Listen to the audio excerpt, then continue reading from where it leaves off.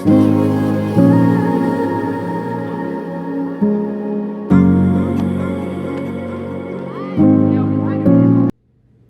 friends, thank you for joining me for another hair tutorial. I'm super excited about this look. I'm going to show you guys how I created these mermaid waves using a curling iron. Yes, that's correct, a curling iron. So I just misted the Kenra blow dry spray. Now this is a heat protector. It has more of like an oil feel to it. So I just did a light mist of that. Now I'm going to use a spritz hairspray. This is Kenra as well. This is the 25 super hold hairspray. Now they kind of get a little stuck, so you got to clean them just because they're such a firm hold. So I'm going to mist her hair with that, and what that's going to do is give it a more defined look. Okay, so I'm going to go in with my Olivia Garden 1¼ inch curling iron. Now you don't have to start too high. You kind of want to start a little lower too. So what I'm going to do is clamp the hair, and I'm going to rotate it. As you can see, I'm rotating the clamp. And so wherever the clamp leaves a mark, I'm going to alternate it on the other side. And what this is going to do is create a very soft wave. Now, I will say this is a little more time consuming than obviously if you had a crimper or a deep wave curling iron. But hey, if you don't have one of those irons, or say you're doing like a photo shoot or you're at the salon and you don't have a deep waver and someone wants this look, this is a very great alternative. And I really had fun creating this, and I will say, you guys, it gives it such a softer look as well. And so I had fun. So I thought, hey, you know what? Why not do a tutorial and record this? So yeah. So now I'm just moving side to side, you guys, and as you can see, she does have hand-tied extensions. So her hair is a little bit thicker, and I'm getting her nape hairs, which you could see they're a little shorter. So my sectioning does look kind of thick, but that's okay. So you can customize the sections and just play. So, you know, if you do smaller sections, it's going to look a little tighter. So I decided to do wider sections just because with her hair and the hair extensions, it's kind of a lot of hair. So you can play with this, and also, you guys, you can use a smaller curling iron, like a smaller barrel if you would like. But I was going for a very soft look, and I feel like a lot of people want that more effortless look. So yeah, so I'm gonna go ahead and continue, you guys, and speed up the video.